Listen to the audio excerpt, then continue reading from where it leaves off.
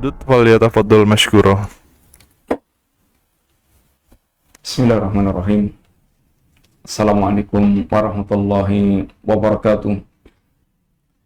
Innal hamdalillah wassalatu wassalamu ala Rasulillah wa ala alihi wa ashabihi wa mawalah. Wala hawla wala quwata illa billah, amma ba'du. Alhamdulillah, para bapak dan para ibu kaum muslimin rahimani wa rahimakumullah. Insyaallah kita kembali melanjutkan program kita Baihaqi. Kita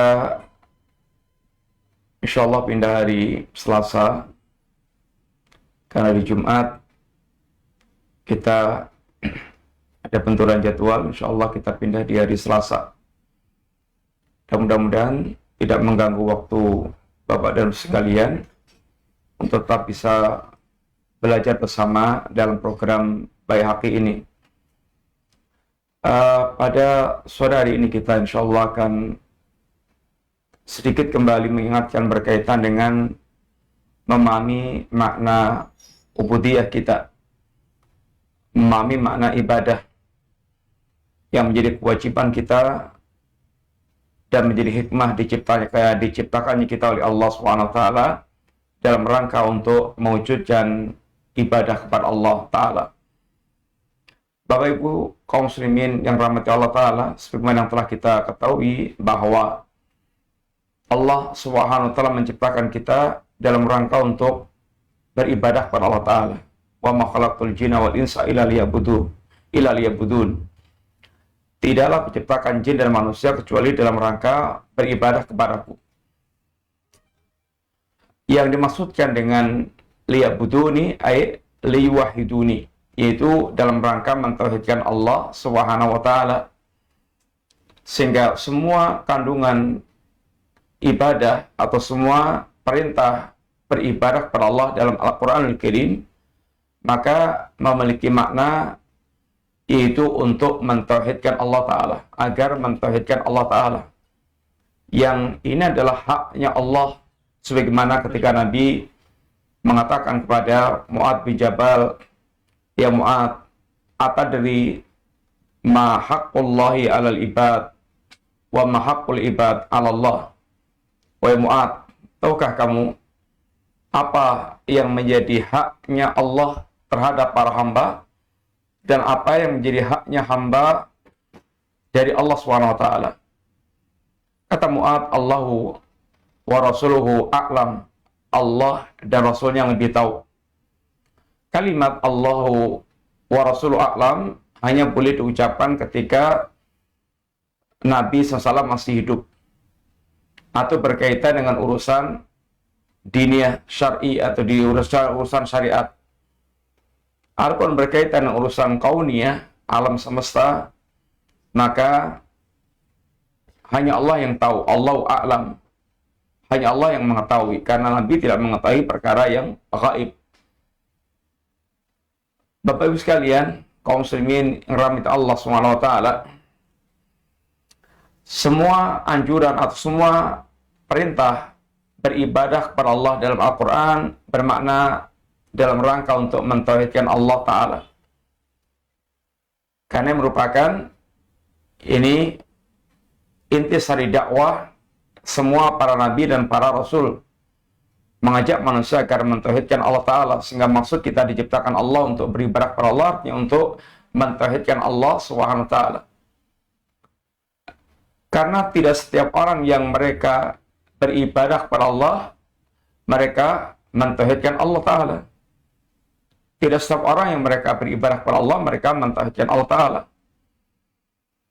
Contohnya diantaranya adalah ini orang-orang Quraisy, kaum Quraisy. Kaum Quraisy adalah bangsa yang mereka beribadah kepada Allah Subhanahu wa Ta'ala. Mereka meyakini Allah, mereka berdoa kepada Allah, mereka berhaji, mereka bertalbiyah, mereka bernadar. Intinya bahwa mereka adalah kaum yang juga beribadah kepada Allah Subhanahu wa Ta'ala. Akan tapi orang-orang Quraisy mereka tidak mentauhidkan Allah Ta'ala sehingga ibadahnya tidak dianggap oleh Allah Ta'ala. Sehingga tetap dikatakan dengan istilah kafir. Qul ya ayyuhal kafirun, wahai orang yang kafir. Dan mereka ibadahnya dianggap tidak beribadah kepada Allah Ta'ala. Karena ibadah yang tidak ditauhidkan kepada Allah maka tidak dianggap. Kemudian kita akan fokus pada mana ibadah. Dan hal yang perlu kita pahami berkaitan dengan perkara ibadah ini. Yang pertama, bahwa makna ibadah secara bahasa adalah at-tadallul wal khudu'. Makna ibadah secara bahasa adalah at-tadallul wal khudu', yang artinya menghinakan diri kepada Allah Ta'ala disertai dengan ketundukan al-khudu', menghinakan diri dan tunduk kepada Allah Ta'ala ma'a ghayati ta'zim wal mahabbah, dengan disertai puncak pengagungan dan kecintaan. Ini adalah makna ibadah secara bahasa. Dan sikap at-tadallul wal khudu' ini, sikap menghinakan diri kita kepada Allah dan tunduk patuh ini didasarkan dari kondisi para hamba di hadapan Allah Ta'ala. Allah tegaskan, dan inilah yang mendasari tegaknya ubudiyah. Allah tegaskan, ya ayuhan nas antumul fuqara'u ilallah wallahu huwal ghaniyul hamid. Wahai manusia, kalian adalah orang-orang yang fuqara, orang-orang yang fakir ilallah, fakir. Ini orang-orang yang mereka mutlak membutuhkan Allah Ta'ala. Karena manusia asalnya tidak memiliki apa-apa, tidak punya kekuatan apa-apa, tidak bisa memenuhi keperluan dirinya, kecuali dengan pertolongan, bantuan Allah Subhanahu wa Ta'ala. Sehingga ketundukan manusia kepada Allah dan menghambanya manusia kepada Allah ini semuanya adalah memang fitrahnya. Disitulah nanti manusia akan mendapatkan kesempurnaan dia sebagai seorang manusia dan mendapatkan hakikat ketenangan dan kebahagiaan dengan cara dia beribadah kepada Allah, karena memang manusia ini fakir. Manusia ini adalah fuqara ilallah, total mutlak membutuhkan Allah Subhanahu wa Ta'ala. Kemudian secara istilah, ibadah ini diungkapkan oleh seorang ulama, yaitu Al-Imam atau Syekhul Islam Ibnu Taimiyah rahimahullah ta'ala. Ibadah dengan makna ismun jami'un likulli ma yuhibbullah wa yardah minal aqwali wal af'ali wal a'mali al-zahirah wal batinah. Ibadah adalah sebuah nama, sebuah ungkapan nama yang mencakup segala perkara yang dicintai dan diridhai oleh Allah Ta'ala, baik dalam bentuk perkataan maupun dalam bentuk perbuatan, baik yang zahir maupun yang batin. Sehingga ibadah adalah mewujudkan semua yang dicintai dan diridhai oleh Allah Ta'ala. Semua yang dicintai dan diridhai oleh Allah Ta'ala.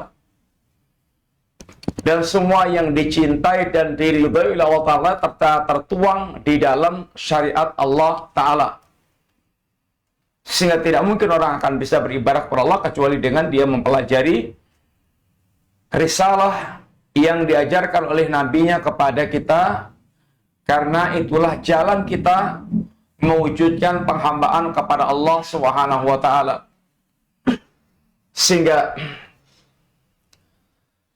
zahirnya kita beribadah kepada Allah adalah dengan menetapi jalan risalah yang diajarkan oleh nabinya. Itulah panduan hidup bagaimana seorang hamba dia beribadah kepada Allah Subhanahu wa taala. Kemudian hatinya dalam keadaan betul-betul menghinakan diri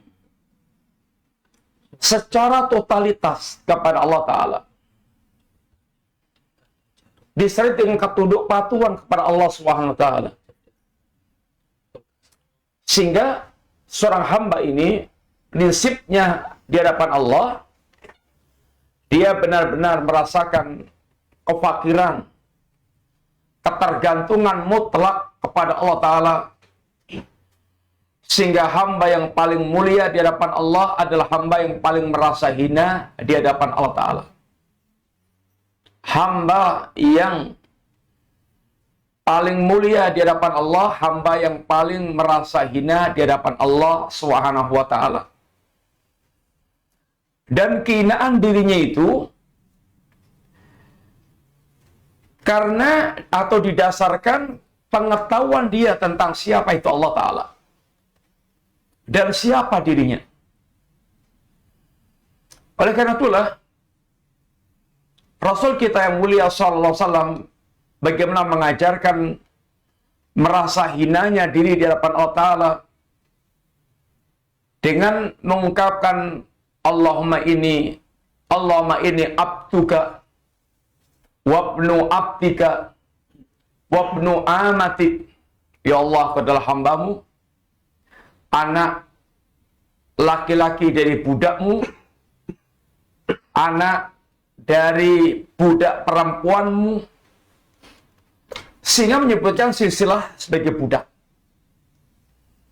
Inilah hamba yang paling sempurna di hadapan Allah Ta'ala. Hal ini didasarkan karena pengetahuannya tentang Allah Ta'ala. Bahwa Allah zat yang maha sempurna, lalu dia melihat dirinya hamba yang betul-betul tidak bisa apa-apa, tidak punya apa-apa, kecuali ketika dia menggantungkan dirinya kepada Allah Subhanahu wa taala. Para pemirsa, Bapak Ibu, kaum muslimin yang rahmati Allah Subhanahu wa taala, digambarkan di dalam sebuah hadis qudsi tentang bagaimana kemahakayaan Allah sehingga manusia memang mutlak bergantung pada Allah Ta'ala, dan Allah layak untuk dijadikan sebagai sembahan karena tidak butuhnya Allah kepada manusia dan mutlaknya manusia butuh kepada Allah Ta'ala. Hadis qudsi yang perlu kita ingatkan ini firman Allah Ta'ala, ya ibadi, law anna awalakum wa akhirakum wa insakum wa jinnakum ala atqa qalbi rajulin wahidin minkum ma zada bidzalika mulki syai'an. Ya ibadi, law anna awalakum wa akhirakum wa insakum ala afjari qalbi rajulin wahidin minkum ma naqasa bidzalika mulki syai'an. Ya ibadi, law anna awalakum wa akhirakum wa insakum wa jinnakum qamu fi sa'idin wahidin fas'aluni fa'ataitu kulla mas'alatin ma naqasa mimma indi illa kama yanqusul mikhyat idza udkhilal bahr atau kama qala. Yang artinya, wahai hambaku, seandainya manusia dan jin dari yang pertama sampai yang terakhir, dan kita nggak tahu berapa jumlahnya manusia dan jin dari pertama sampai yang terakhir itu, mereka di puncak-puncak ketakwaan kepada Allah Ta'ala. Ibaratnya semuanya manusia dan jin ketakwaannya seperti Jibril atau seperti Rasulullah SAW. Apa kata Allah? Mana qasa mazada bidzalikal mulki syai'an.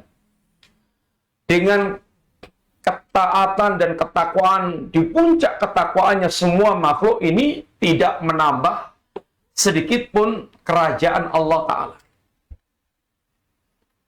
Artinya Allah tidak terpengaruh dengan ketaatan para hamba. Allah nggak butuh dengan ketaatan para hamba.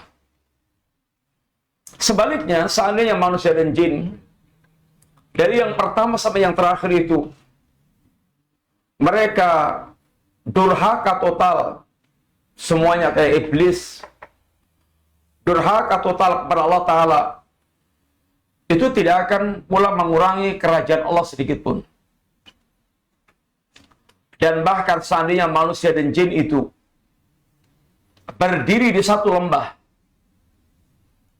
semuanya minta kepada Allah Ta'ala, setiap permintaannya dikabulkan Allah Ta'ala.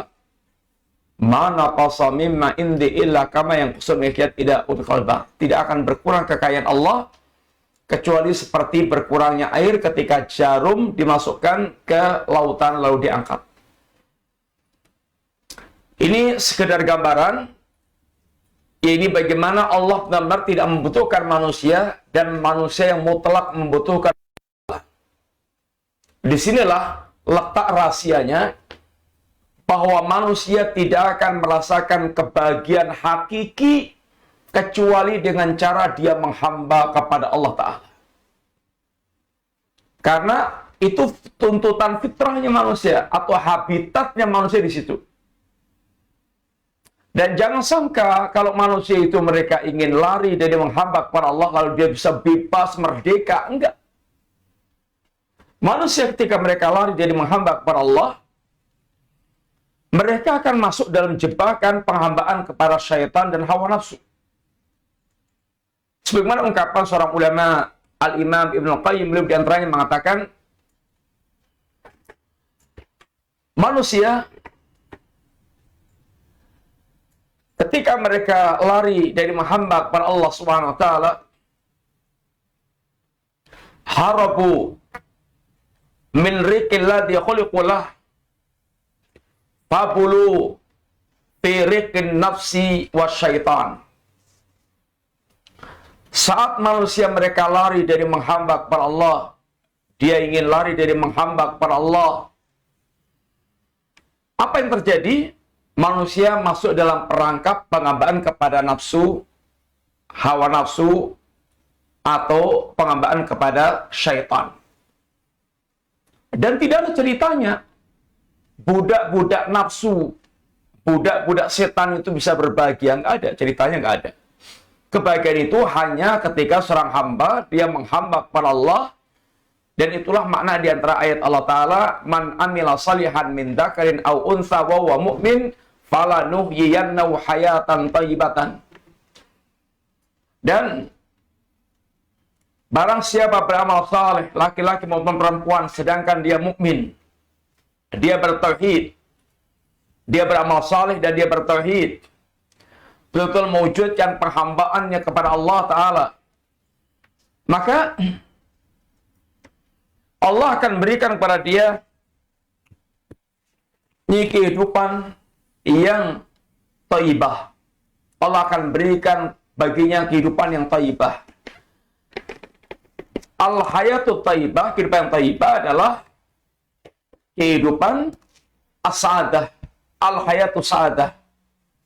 Dan al-hayatu sa'adah adalah itmi'nanul qalbi wa insirahu sadri. Orang yang hatinya tenang, dadanya lapang. Itulah orang bahagia. Ini hanya didapatkan ketika seorang menjadi hamba Allah Ta'ala. Tidak bisa didapatkan ketika seorang hamba tidak menghamba kepada Allah Subhanahu wa Ta'ala. Oleh karena itulah, ketika manusia lari dari Allah Ta'ala, lalu dia bahkan seandainya dia bisa menguasai dunia, teknologi canggih, harta melimpah, fasilitas komplit, semuanya bisa dia lakukan.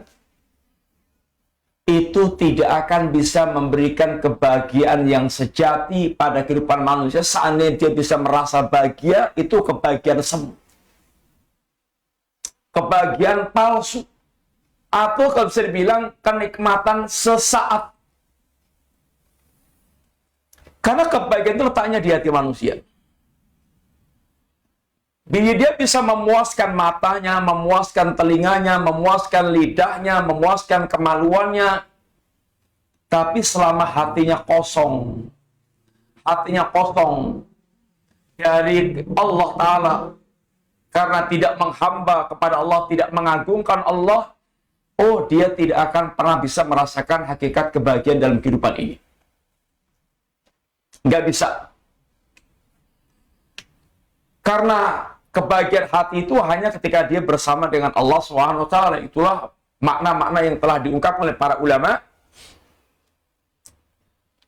Masakinu ahli dunya kharaju minad dunya walam yadhuqu atyaba ma fiha wa ahla. Orang yang betul-betul dikatakan miskin dari kalangan ahli dunia, yang layak untuk dikasihani di kalangan ahli dunia, bukan orang yang tidak berharta. Tapi orang yang mereka sampai matinya belum pernah merasakan sesuatu yang paling lezat, paling nikmat, paling indah. Apa itu? Ma'rifatullah wa mahabbatullah wal uns bilqaillah. Hati yang mengenal Allah, hati yang mencinta Allah, dan hati yang bisa nyaman bersanding bersama Allah Ta'ala.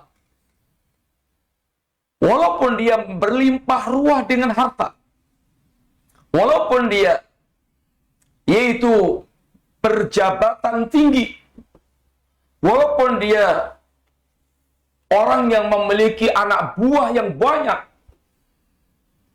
itu tidak akan memberikan kebahagiaan. Ketika hatinya kosong dari pengagungan kepada Allah, kosong dari rasa nyaman bersanding dengan Allah, kosong dari kecintaan kepada Allah, hatinya tidak mengenal Allah, oh dia tidak akan bisa mendapatkan kebahagiaan hakiki. Bapak Ibu, para pemirsa yang dirahmati Allah SWT, ini yang pertama, bahwa makna ibadah yang boleh kita pahami secara lughah, secara bahasa maupun secara istilah, secara syar'i. Yang kedua, bahwa pilar ibadah kita ini akan tegak. Ibadah kita ini akan tegak. Hal yang akan menegakkan ibadah kita, ibadah menjadi sebuah ibadah yang hidup, terwujud penghambaan kepada Allah Ta'ala, pilarnya 3. Atau yang dikenal dengan istilah arkanul ibadah, rukun ibadah. Rukun ibadah itu 3. Yang pertama, al-mahabbah. Yang kedua, al-khawf. Yang ketiga, ar-raja.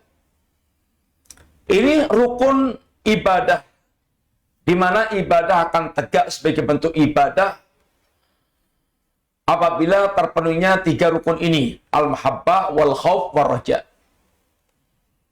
Hilang salah satunya, maka dia akan masuk dalam lembah, yaitu penyimpangan. Maka berkata seorang salaf, man kana ya'budullaha bil hubbi wahda fawwal zindiq, wa man kana ya'budullaha bil khawfi wahda fawwal haruri, wa man kana ya'budullaha bir rajai wahda fawwal murji, wa man kana ya'budullaha bil hubbi wal khawfi wa rajai fawwal mu'min muwahhid. Barang siapa yang dia beribadah kepada Allah dengan cinta semata, maka dia zindiq. Zindiq itu munafik berat, yang dekat dengan kekafiran. Kenapa dikatakan zindiq? Karena dia bilang cinta, tapi nggak ada bukti itibaknya, nggak ada. Ini biasa dilakukan oleh orang sufi, yang bersama dengan ungkapan cintanya itu tidak ada nilai itibaknya.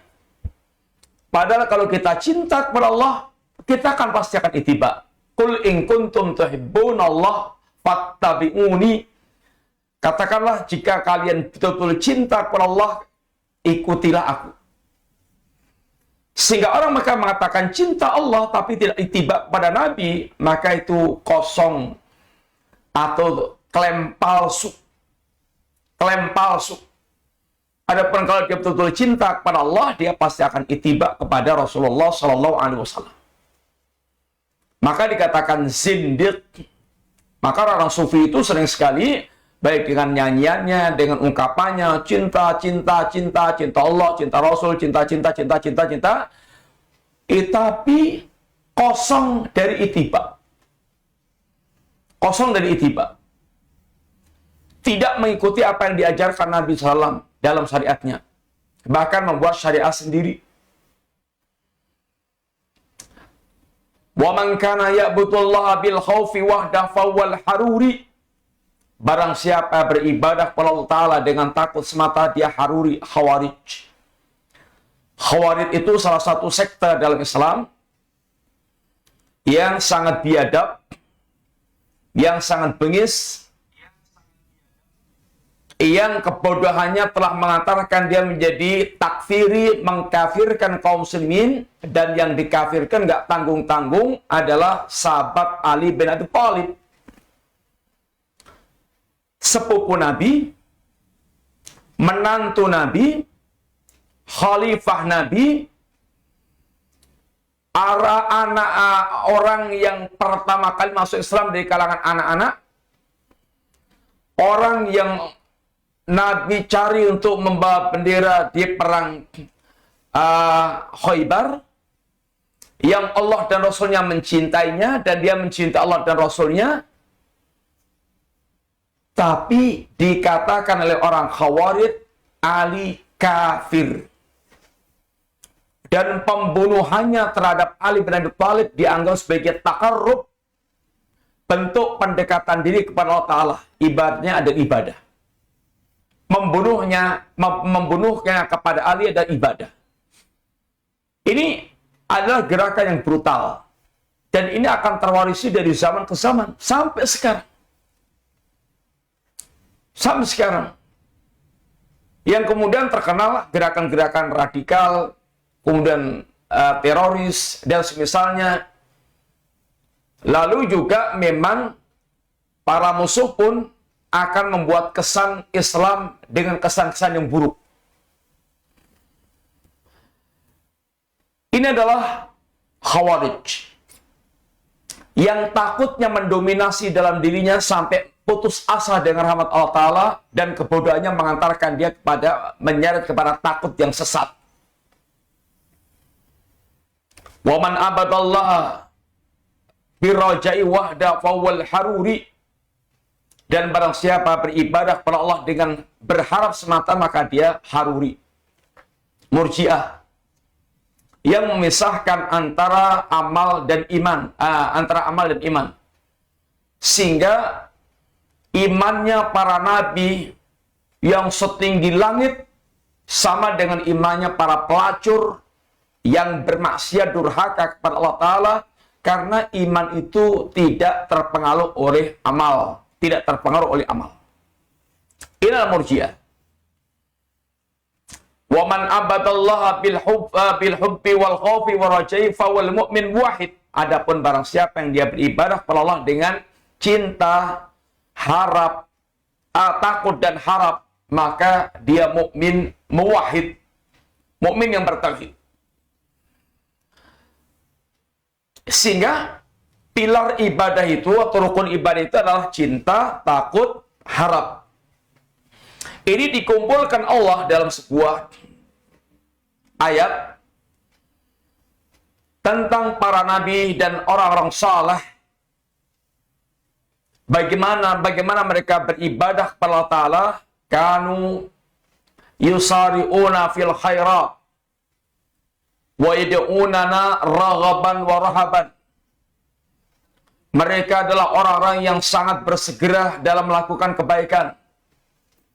Dan mereka senantiasa berdoa, beribadah kepada Allah dengan harap-harap cemas. Mana cintanya?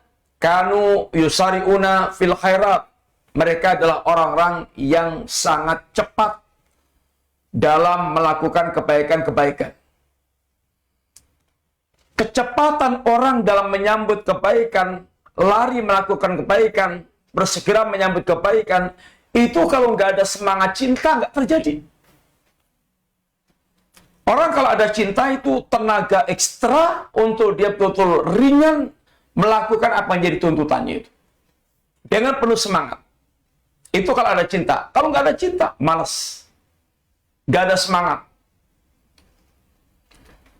Dan orang mukmin itu kata Allah, walladzina amanu asyaddu hubban lillah. Dan orang mukmin itu sangat amat cintanya kepada Allah Ta'ala. Ini rukun yang pertama, cinta. Wa yad'una raghaban wa rahaban. Dan mereka senantiasa berdoa kepada Allah, beribadah kepada Allah dengan harap-harap cemas. Berharap kepada Allah Ta'ala. Bukan sebagaimana orang sufi yang sok hebat. Ya Allah, seandainya aku beribadah kepadamu itu dengan karena mengharap surgamu, haramkan aku masuk surgamu. Karena kalau aku beribadah kepada yang itu takut di nerakamu, maka masukkan aku dalam neraka.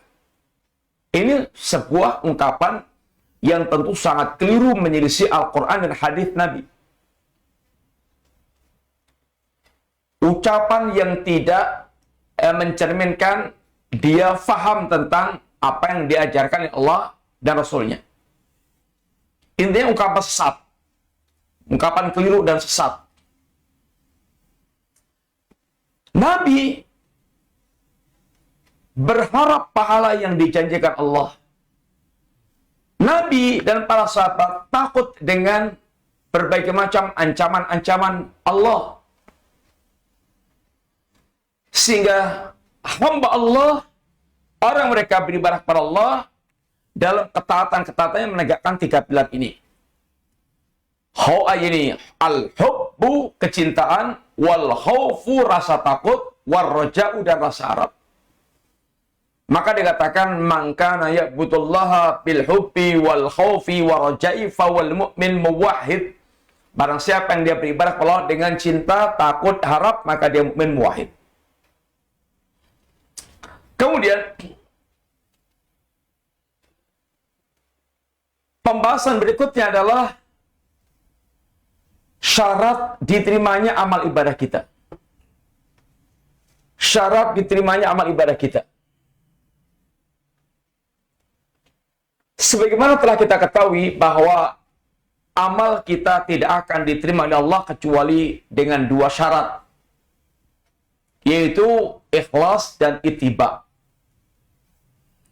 Ini didasarkan di dalam ayat dan hadis yang sangat banyak. Satu di antaranya Allah katakan, huwallazi khalaqal mauta wal hayata liyabluwakum ayyukum ahsanu amala. Dialah Allah yang telah menciptakan kematian dan kehidupan dalam rangka untuk menguji kalian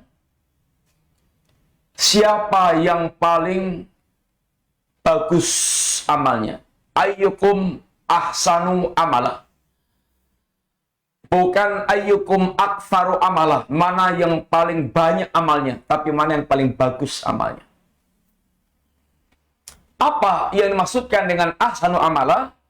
Yaitu akhlasuhu wa aswabu. Yang paling ikhlasnya dan paling itibaknya. Paling ikhlasnya dan paling itibaknya.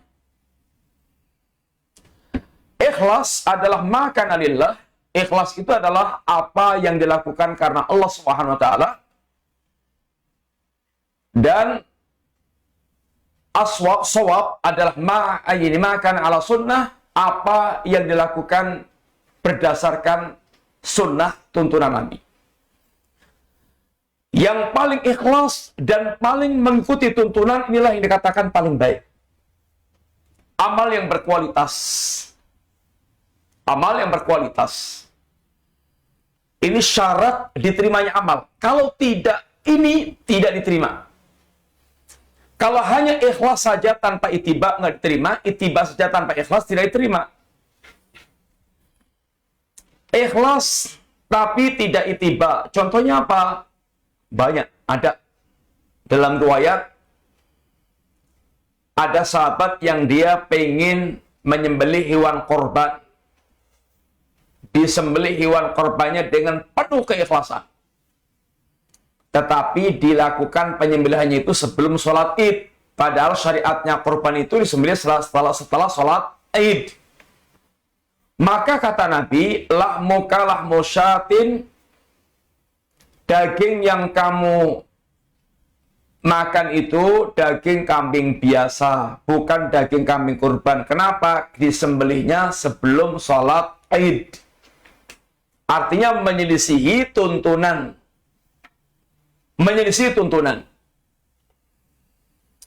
Maka ikhlas saja tanpa ittiba tidak diterima oleh Allah Subhanahu wa ta'ala.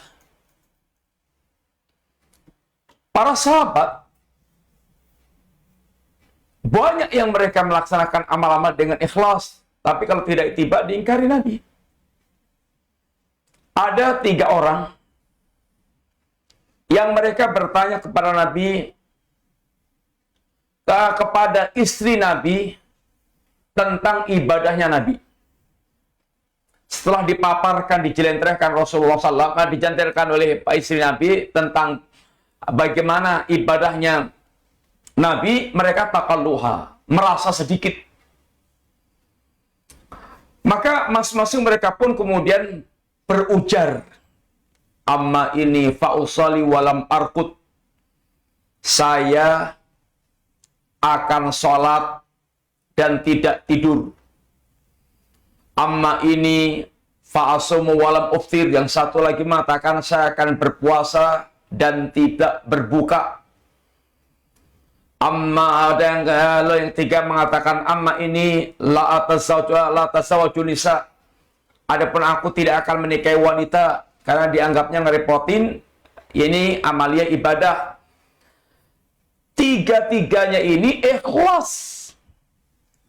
Ingin sholat dengan ikhlas, ingin puasa dengan ikhlas, ingin beribadah dengan ikhlas, dengan menjadi wanita, tapi ini menyelisih tuntunan. Maka Nabi tegur dan Nabi ingkari. Amma inni wallahi inni la'alamukum billah wa atqakum lah. Demi Allah, saya ini orang yang paling bertahu tentang Allah dan paling bertakwa kepada Allah. Fa'usali wa arkud, fa'asum wa uftir, wa tasawwaju nisa. Saya sholat dan saya tidur, saya puasa dan saya buka, saya pun juga menikahi wanita. Faman raghiba an sunnati falaysa minni, barang siapa yang tidak suka dengan sunahku maka dia bukan golonganku. Ini contoh amalan yang dilakukan dengan ikhlas tapi nggak ittiba. Sehingga tidak modalnya bukan hanya yang penting ikhlas, tidak. Tapi harus ada ittibanya. Cocok dengan tuntunan. Nggak bisa hanya modalnya adalah modal semangat ikhlas saja. Sebaliknya, hanya ittiba saja tidak ikhlas juga tidak akan diterima oleh Allah SWT.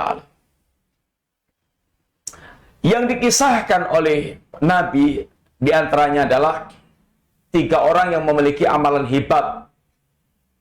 Amalan hebat itu apa? Amalan satu berperang sampai mati, yang satu belajar agama sampai alim, mengajar, yang ketiga berderma di berbagai jalan-jalan kebaikan. 3-tiganya amalan hebat kalau dia lakukan dengan ikhlas. Berjihad itu keutamaannya sangat besar. Sebelum tetesan darahnya belum menimpa bumi, dia sudah dimasukkan ke dalam surga. Sudah diampunkan Allah, dimasukkan dalam surga. Mujahid, dia Allah berikan kesempatan untuk memberikan syafaat kepada kawan-kawannya atau keluarganya. dia akan diberikan mahkota kebesaran, dan segala macam yang berkaitan dengan pahala orang yang mereka berjihad di jalan Allah Ta'ala. Orang yang belajar agama sampai mahir mengajarkan agama, oh ini luar biasa. Bayangkan, semua kaum muslimin ini pahalanya mengalir kepada Rasulullah Sallallahu Alaihi Wasallam. Kenapa? Karena Nabi adalah guru pertama yang mengajarkan agama, sehingga tidaklah orang tahu agama kecuali hakikatnya dari Rasulullah SAW. Maka setiap orang yang mengamalkan ajaran risalah Nabi, pahalanya mengalir kepada Nabi tanpa mengurangi pahala orang melakukannya itu. Itu kalau menjadi guru yang mengajarkan kebaikan. Sangat luar biasa, iya. Sangat luar biasa. Kalau dia ikhlas,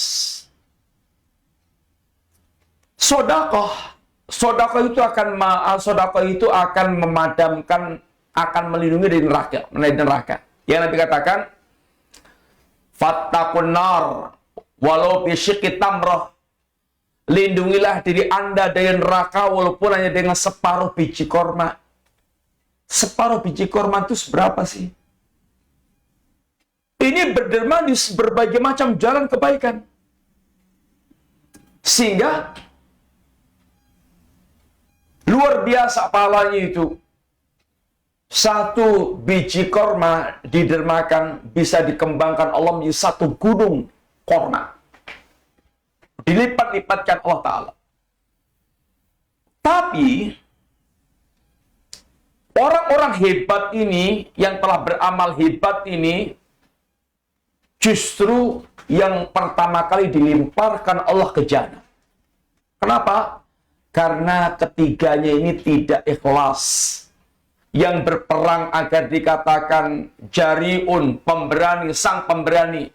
Yang belajar agama mengajarkan agar bilang ustadz, alim, qari, alim. Yang berderma akan dibilang jawad, sang dermawan.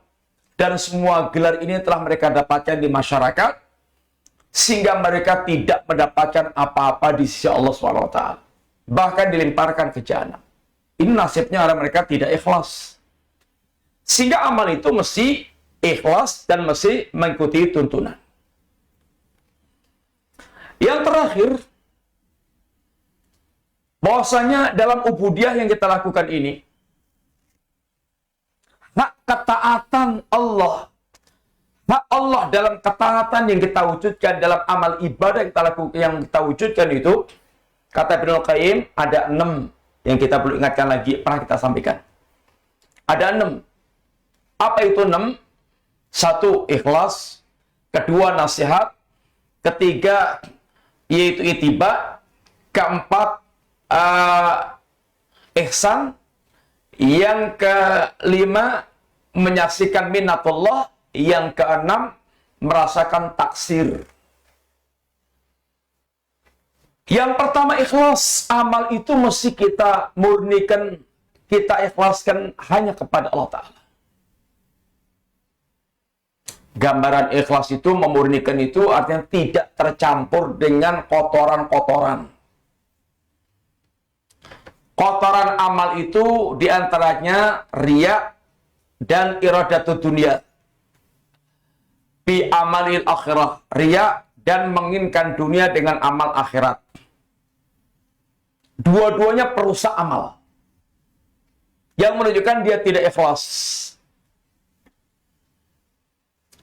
Yang Allah contohkan ikhlas itu susu yang ada di antara aliran baina damin wa farsin, antara aliran darah dan kotoran. Lalu keluar ya labanan khalisan, mu'ayyin, susu yang murni. Artinya tidak ketetesan darah maupun tidak ketetesan kotoran. Betul-betul murni. Amal yang ikhlas, yang dimurnikan itu seperti itu. Tidak tercampur dengan kotoran yang akan merusak amal. Satu, ikhlas. Yang kedua, nasihat. Nasihat itu menampilkan amal terbaik. Selain ikhlas, dia berusaha untuk betul-betul menampilkan amal terbaik. Umpamanya sedekah. Dia akan pilihkan, selain ikhlas, dia akan pilihkan harta sedekah dengan harta yang dia cintai. Kemudian ketika dia berikan pada fakir miskin, dia sertai pengagungan kepada fakir miskin, memuliakan fakir miskin. Ini nasihat. Ini memberikan yang terbaik untuk Allah Ta'ala. Yang ketiga, yaitu ittiba. Bagaimana amalan itu betul-betul mengikuti tuntunan Nabi telah kita jelaskan tadi. Yang keempat, ihsan. Di mana orang yang beramal ini bagaimana meraih derajat ihsan dengan cara dia bagaimana sampai pada tingkat dia merasakan lezatnya ibadah dan dia senantiasa dalam pengawasan Allah Ta'ala. Ini ihsan. Sehingga dia merasakan lezatnya menikmati ibadah. Nikmat. Karena lezat. Dia merasakan lezat ibadah. Sehingga dia merasakan nikmat. Bisa menikmati ibadahnya itu. Yang kelima, dia betul-betul menghadirkan perasaan bahwa semua ini bisa dia lakukan, dia wujudkan semata-mata karunia Allah. Dengan karunia Allah, dia bisa sholat, dia bisa puasa, dia bisa zakat, dia bisa haji, dia bisa ke taklim, dia bisa ke masjid, dia bisa baca Quran, dia bisa berzikir. Itu semata-mata dia rasakan karena Allah, semata karena Allah Ta'ala. Bukan karena kehebatan dia. Bukan karena dia hebat. Enggak. Sehingga akan hilang ujub dari dirinya. Yang keenam, bersama dengan semua yang telah dia tunaikan 1, 2, 3, 4, 5, yang keenam, dia masih saja melihat ada kekurangan-kekurangan. Merasakan taksirat. Sehingga betul-betul dia merasakan adanya berbagai macam kekurangan dalam amal dia. Sehingga senantiasa dia bergantung pada Allah, berharap kepada Allah. Harap-harap cemas tentang amalnya. Apakah diterima oleh Allah, apakah diterima oleh Allah atau tidak? Ini adalah hak Allah di dalam sebuah ketaatan yang kita lakukan. Bos sekalian, itulah sedikit kembali kita yaitu mengingatkan tentang kewajiban kita beribadah kepada Allah Ta'ala. Makna-makna ibadah yang perlu kita pahami, sehingga bagaimana kita betul-betul memahami kejiwaan kita ketika kita beribadah kepada Allah, apa yang mesti kita hadirkan, bagaimana kita menegakkan pilar-pilar ibadah, bagaimana kita memenuhi syarat diterimanya ibadah kita, dan bagaimana kita memenuhi hak Allah di dalam ketaatan yang kita lakukan. Ini yang kita sampaikan dulu, semoga manfaat. Seandainya ada pertanyaan, silahkan. Taib. Jazakallah khairan atas materi yang telah Ustadz sampaikan. Insya Allah ada belasan pertanyaan Ustadz yang sudah masuk. Untuk pertanyaan pertama,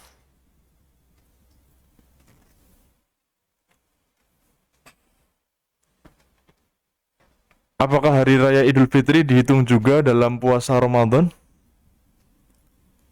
Hari Idul Fitri dihitung gimana saya? Gak tahu Ustadz, pertanyaannya kayak gitu. Hari Raya Idul Fitri itu Syawal, hari haram kita berpuasa. Ramadan habis pada hari ke-29 atau 30.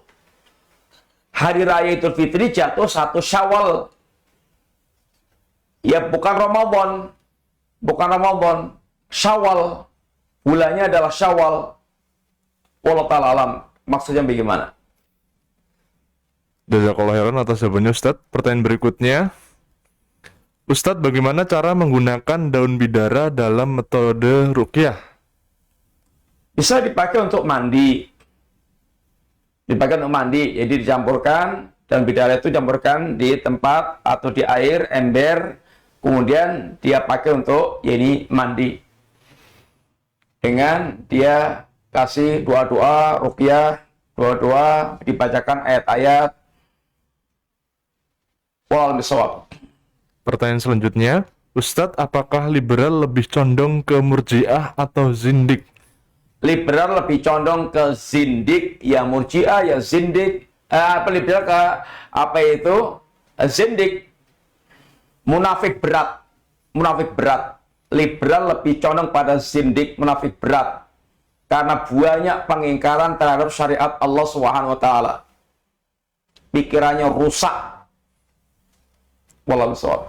Pertanyaan selanjutnya, Ustadz, bagaimana kiat-kiat menumbuhkan ketiga perasaan, yaitu cinta, takut, dan penuh harap? Iya. Cinta, seperti kata orang, tak kenal maka tak sayang. Cinta ini tumbuh di antara karena kita kenal. Maka untuk menumbuhkan kecintaan kepada Allah, pelajarilah nama-nama dan sifat Allah Subhanahu wa taala. Pelajari nama-nama dan sifat Allah taala sehingga akan mengenal keindahan Allah, kemuliaan Allah, betul-betul mengenal asma Allah al-husna, itu akan menumbuhkan kecintaan kepada Allah Subhanahu wa taala.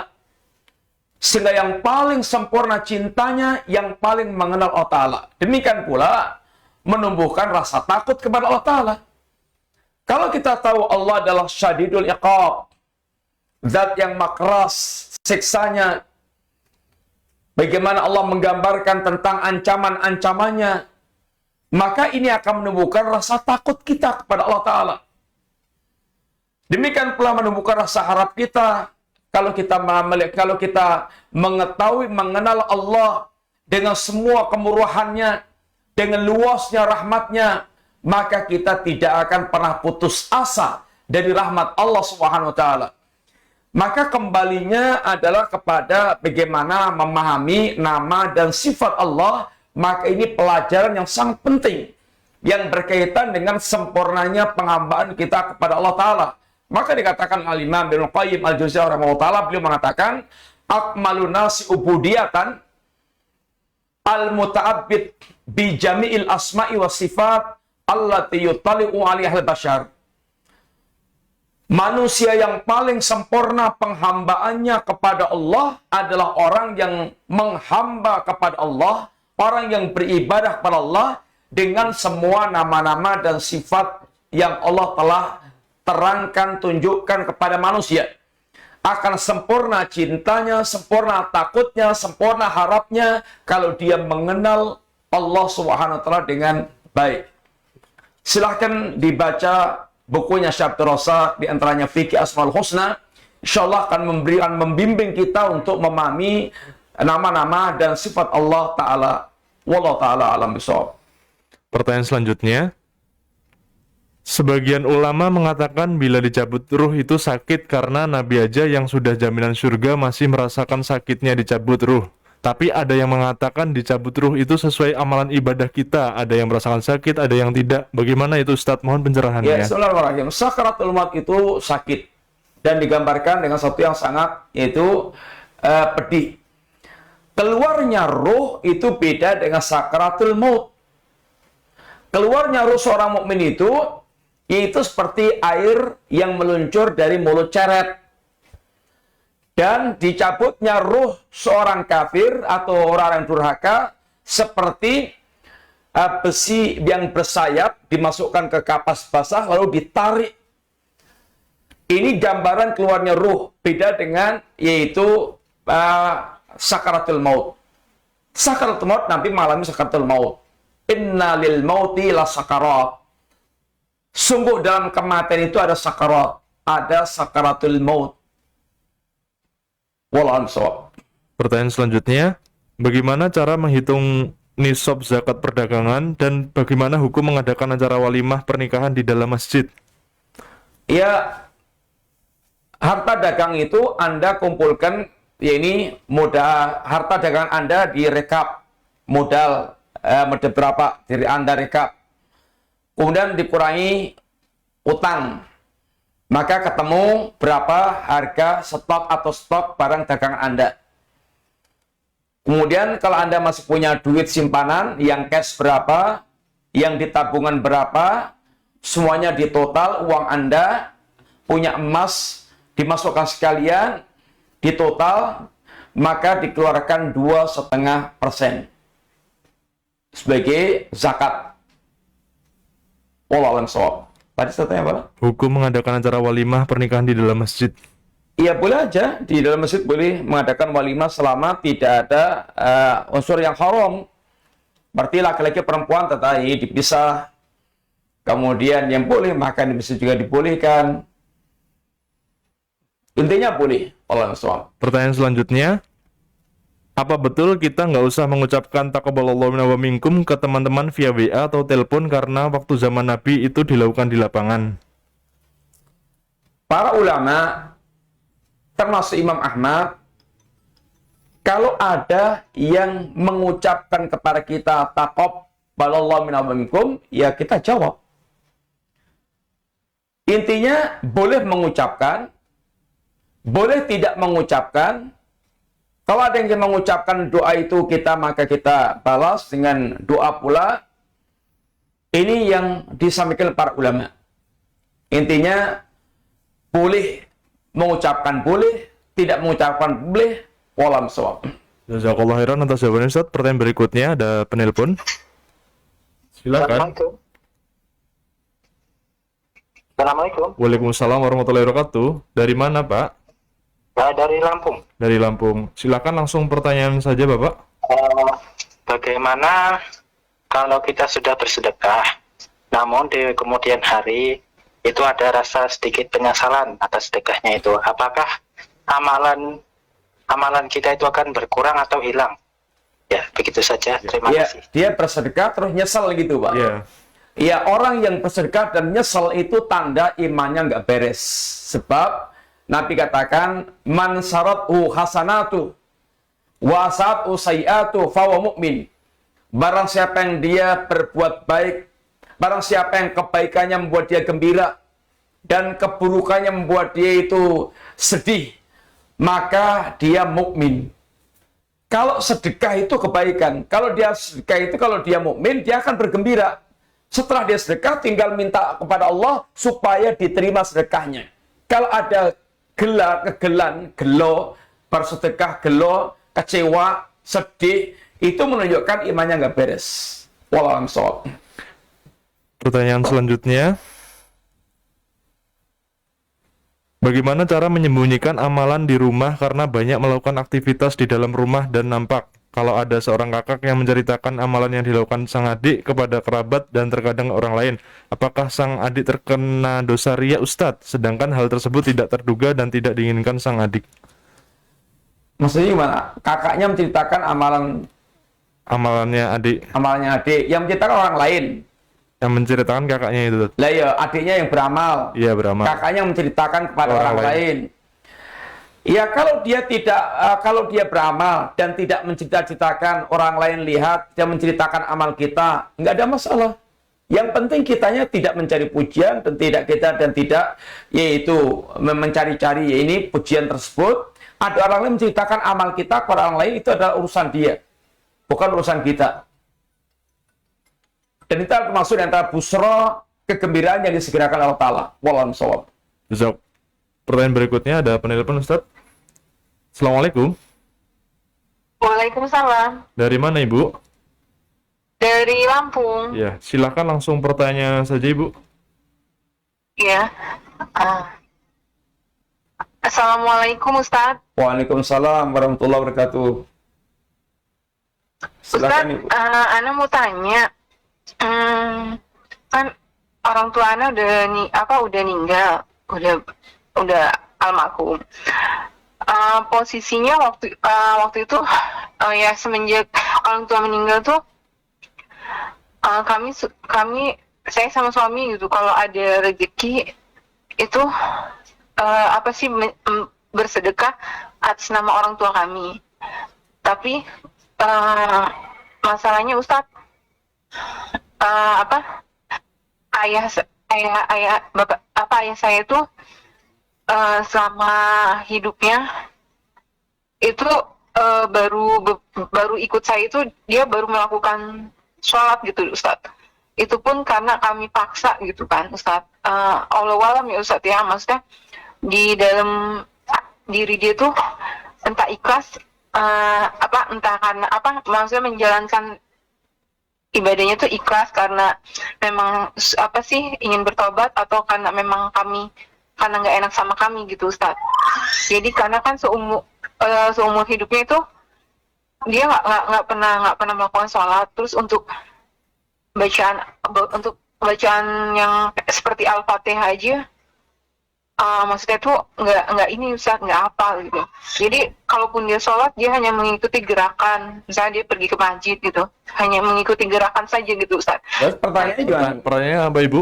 Silakan langsung saja Ibu. Pertanyaannya itu iya, maksudnya kata orang kan itu apakah termasuk meninggal apa termasuk ini ya Ustaz ya, maksudnya golongan maksudnya orang-orang yang beriman apa bukan, karena katanya kalau kita bersedekah bukan ini, katanya tidak sampai gitu Ustaz. Jadi saya tuh antara bingung sih Ustaz. Saya sih berharap orang tua saya meninggal dalam keadaan Islam gitu, termasuk Bismillahirrahmanirrahim. Iya. Cukup ya Ibu. Bapak yang sudah ikut sholat walaupun terpaksa dan dengan sekedar kemampuannya, yang bolehnya dia adalah muslim. Soal hatinya kita serahkan kepada Allah Subhanahu wa taala. Dan ibu sama suami seandainya bersedekah sama bapak, insya Allah dapat pahala dan mudah-mudahan manfaat. Berdoa aja kepada Allah taala. Adapun sebelumnya tidak salat, ya kan akhirnya sudah salat. Walaupun nggak tahu terpaksa atau tidak, itulah doanya dia menunjukkan dia adalah salat. Dan kita hukumi sebagai seorang muslim. Kemudian kita hanya bisa berharap kepada Allah, mudah-mudahan bapaknya diampunkan, kemudian mudah-mudahan ya kebaikannya diterima, dan seterusnya. Wallahu shawab. Pertanyaan terakhir insya Allah Ustadz. Bismillah. Ustadz, izin bertanya, mengapa kelompok Khawarij mengkafirkan sahabat Ali bin Abu Thalib? Mohon pencerahannya. Ya, bismillahirrahmanirrahim. Berangkat dari kebodohan yang Khawarij ini, maka dikatakan Nabi adalah sufahaul ahlam. Orang-orang yang mereka ini bodoh, walaupun hafal Quran. Bacaan Qurannya kata Nabi, yaqra'unal Quran la yujawizu taraqiyahum. Mereka membaca Quran tapi nggak melatih tenggorokan mereka, artinya nggak memahami dengan baik. Maka di sini bahayanya orang yang bodoh dan tidak mau bertanya kepada ulama, sehingga beragama dengan PD dengan kebodohannya. Apa yang menjadikan mereka mengkafirkan Ali? Ali dan Muawiyah perang. Kemudian keduanya berdamai. Ali mengutus hakim, Muawiyah mengutus hakim, terjadi perdamaian. Kemudian perundingan antara dua hakim ini menghasilkan perdamaian antara dua kelompok tersebut. Itu dianggap berhukum dengan hukum manusia, tidak berhukum dengan hukum Allah. Sedangkan ayatnya wa man lam yahkum bima anzalallahu faulaikamul kafirun. Barang siapa yang tidak berhukum dengan Allah maka dia kafir. Maka menggunakan ayat ini untuk mengkafirkan Ali yang telah mengutus dua hakim untuk berunding tadi, ini kebodohan. Maka dikatakan Ali kalimatul haq wa yuradu biha al batil. Kalimat yang dibawakan hak, ayat yang dibawakan hak, tapi yang mereka gunakan untuk kebatilan, yaitu untuk mengkafirkan sahabat Ali bin Abi Thalib. Kebodohannya memahami ayat tersebut yang menjadikan dia itu mengkafirkan Ali bin Abi Thalib. Oleh karena itulah di sini bahayanya kebodohan dan bahayanya tidak kembali kepada ulama. Dan ini juga yang menjadikan gerakan-gerakan dakwah di zaman kita ini banyak yang takfiri, banyak yang semangat karena bodoh, semangatnya itu menyebar kesesatan. Oleh karena itulah barang siapa yang dimanapun kita tidak kembali kepada ulama dan ulama salaf al-sunnah wal jamaah, pasti kita akan sesat. Ini bahayanya kebodohan, semangat yang tegak di atas kebodohan, dan pentingnya kita senantiasa betul-betul bersama dengan para ulama. Ini kasusnya adalah itu diantaranya. Wallahu a'lam shawab. Satu lagi Ustaz. Apakah boleh kita sholat di belakang imam seorang Islam jamaah karena dia adalah suaminya? Ya boleh aja. Dia kalau belum kafir, selama orang itu belum kafir, kita boleh sholat di belakangnya. Kan kita tidak mengkafirkan Islam jamaah. Adapun Islam jamaah mengkafirkan yang lainnya, itu urusan dia. Mungkin dia nggak mau sholat dengan yang lainnya, tapi kita tidak mengkafirkan Islam jamaah. Sebagaimana juga sahabat Ali tidak mengkafirkan, ya ini Khawarij, walaupun Khawarij mengkafirkan sahabat Ali. Wallahu ta'ala alam bisawab. Cukup, Ustaz. Ya, demikian Bapak sekalian, semoga manfaat. Insyaallah kita lanjutkan pembahasan kita pada pertemuan yang akan datang bismillah. Semoga Allah memberikan taufik para kita dan memberkahi waktu kita. Wassallallahu ala nabiyyina Muhammadin wa ala alihi wasallam. Subhanakallahumma wa bihamdika asyhadu an la ilaha illa anta astaghfiruka wa atubu ilaik. Assalamualaikum warahmatullahi wabarakatuh.